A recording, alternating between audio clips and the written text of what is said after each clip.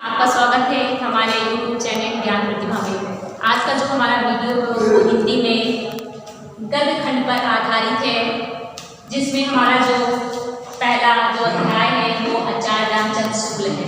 तो सबसे पहले हम उनके बारे में उनके जीवन परिचय जानेंगे। तो जीवन परिचय का मतलब होता है कि उनके जीवन के बारे में, तो उनके जीवन में जानने से पहले हम उनके जीवन के कुछ महत्वपूर्ण बिंदुओं पर बात कर लेते हैं कि उनका जन्म कब हुआ, जन्म स्थान क्या था, उनकी मृत्यु कब हुई, उन्होंने क्या क्या शिक्षाएं ग्रहण की, उनकी आजीविका क्या थी जिसके द्वारा वो अपनी जीवन चलाते थे, और पिता का क्या नाम था। तो सबसे पहले जानते हैं उनका जन्म। तो उनका जन्म हुआ था सन 1884 ईस्वी में। कब हुआ था? सन 1884 ईस्वी में। उसके बाद पूछा जाता है कि उनका जन्म स्थान क्या था। तो उनका जन्म स्थान क्या था? उनका जन्म हुआ था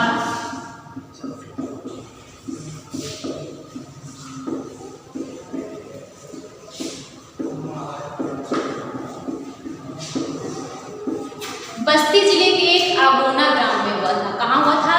बस्ती जिले के एक अगोना गांव में हुआ था। उसके बाद आता है हमारा मृत्यु, कि उनकी मृत्यु कब हुई थी। उनकी मृत्यु हुई थी सन 1941 में। कब हुई थी? सन 1941 में। उसके बाद आती है उनकी शिक्षा की बात, उन्होंने क्या शिक्षाएं ग्रहण की। तो उन्होंने FA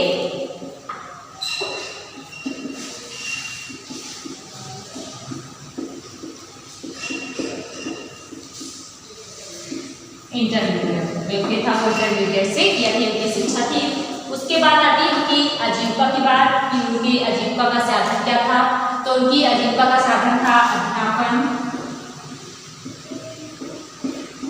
लेखन, और दूसरा था वो प्राध्यापक।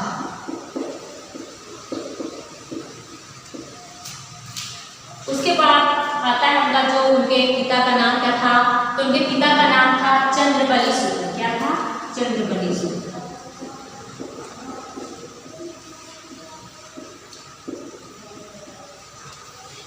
चंद्रबली शुक्ल। तो ये उनके बारे में कुछ महत्वपूर्ण बातें हैं। उनका जन्म 1884 ईस्वी में हुआ था।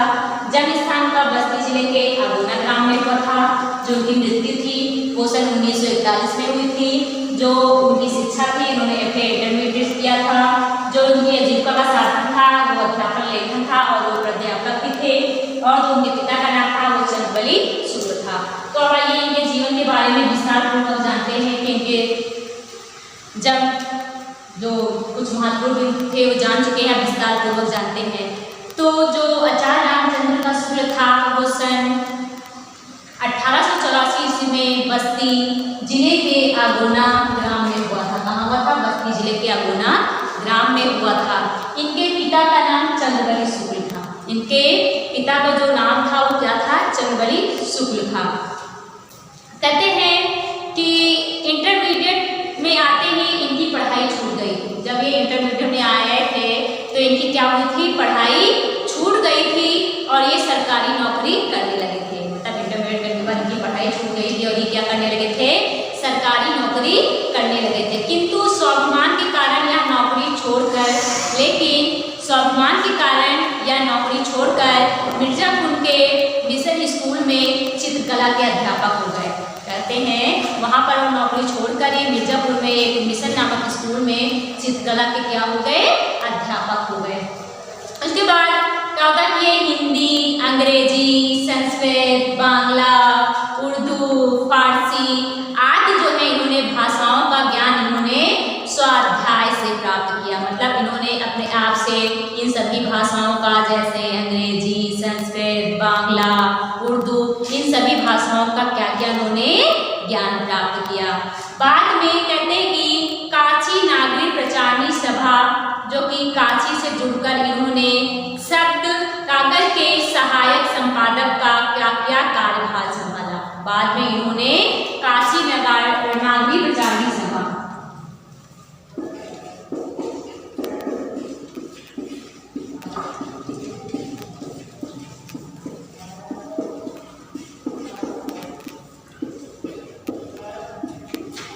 कहते हैं इन्होंने काशी नागरिक प्रचारणी सभा काशी से जुड़कर इन्होंने इन्होंने क्या संभाला, कार्यभार संभाला। इन्होंने काशी विश्वविद्यालय में हिंदी विभागाध्यक्ष का पद भी इन्होंने क्या किया, सुशोभित किया। मतलब ये जो है हिंदी विश्वविद्यालय में विभागाध्यक्ष के पद पर भी क्या रहे, कुछ दिन ये जो है विद्यमान रहे। कहते हैं कि शुक्ल जी ने लेखन का शुभारंभ किया। क्या कहते हैं, शुक्ल जी ने जो है लेखन का शुभारंभ जो है किससे किया था, कविता से किया था। मतलब उन्होंने जो सबसे पहले जो लेखन लिखा था उसका लिखा था, कविता लिखा था। कहते हैं निबंध लेखन और आलोचना के क्षेत्र में इनका जो है सर्वोपरि जो स्थान है वो आज तक बना हुआ है। क्या बना हुआ है, जो इनका निबंध लेखन और आलोचना के क्षेत्र में जो इनका स्थान है वो सर्वोच्च है, जो आज भी बना हुआ है। कहते हैं जीवन के अंतिम समय तक साहित्य साधना करने वाले, मतलब जीवन के अंतिम छोर तक ये क्या है, साहित्य साधना करते रहे, मतलब लेखन लिखते रहे। और सन 1941 में इनका क्या हो गया, निधन हो गया। क्या हो गया, सन 1941 में आचार्य रामचंद्र शुक्ल जी का क्या हो गया, निधन हो गया। तो ये था तो इनके जीवन के परिचय में। आप जानते हैं इनके साहित्यिक परिचय के बारे में।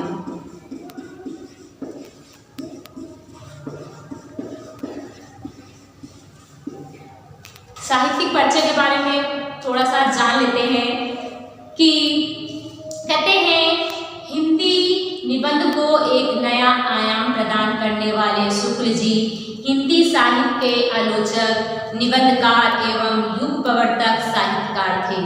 इनके समकालीन हिंदी गद्य के काल को शुक्ल युग के नाम से क्या किया गया है, संबोधित किया जाता है। इनकी साहित्यिक सेवाओं के फलस्वरूप हिंदी विश्व साहित्य में इनको महत्वपूर्ण स्थान प्राप्त हुआ। कहा जाता है कि हिंदी भाषा के उच्च कोटि के साहित्य आचार्य रामचंद्र शुक्ल की गणना एक प्रतिभा संपन्न निबंधकार, समालोचक, इतिहासकार तथा अनुवादक तथा महान शैलीकार के रूप में की जाती है। कहते हैं ये उच्च कोटि के निबंधकार थे, साहित्यकार थे, निबंधकार थे तथा समालोचक, इतिहासकार, अनुवादक तथा क्या थे, महान शैलीकार भी थे। तो ये था इनका साहित्यिक परिचय जो हमने बहुत ही सरल भाषा में समझाया। आप जानते हैं इनकी कुछ महत्वपूर्ण रचनाएं। क्या जानते हैं इनकी कुछ महत्वपूर्ण रचनाएं? तो कहा जाता है कि शुक्ल जी जो है विलक्षण प्रतिभा के धनी थे। क्या थे, जो शुक्ल जी थे वो विलक्षण प्रतिभा के धनी थे। इनकी कुछ महत्वपूर्ण रचनाएं निम्नलिखित हैं, जैसे निबंध। जैसे निबंध, तो जो निबंध में है वो चिंतामणि 2 भाग में और विचार विधि। जो इनकी निबंध है वो है चिंतामणि,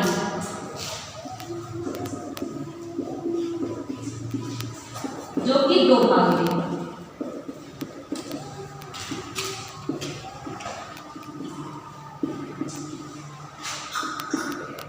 और विचार विधि। फिर उसके बाद आती है आलोचनाएं।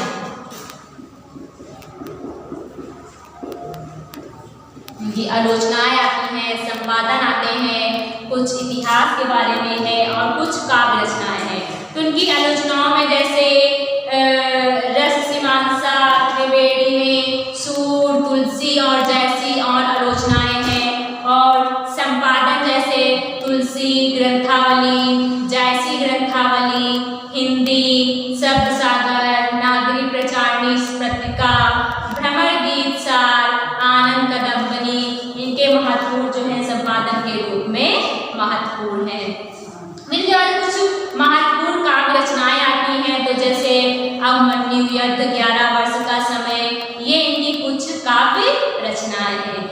तो ये थी इनके रचनाओं के बारे में कि इनके निबंध में चिंतामणि जो कि 2 भाग में और विचारणी विधि, और आलोचना में रस मीमांसा, त्रिवेणी में सूर, तुलसी, जैसी, और इतिहास के अंतर्गत तुलसी हिंदी साहित्य का इतिहास आता है। और संपादन के अंतर्गत जो है तुलसी ग्रंथावली, जैसी ग्रंथावली, हिंदी शब्द सागर और नागरिक प्रचारणी पत्रिका, भ्रमर गीत, और काव्य रचनाओं में इनके अंतर्गत अभिमन्यु वध और 11 वर्ष का समय आता है। तो ये था आचार्य रामचंद्र शुक्ल शुक्ल के बारे में जीवन परिचय और उनका साहित्यिक परिचय और उनके बारे में कुछ महत्वपूर्ण बातें। तो आज के वीडियो में इतना ही। धन्यवाद।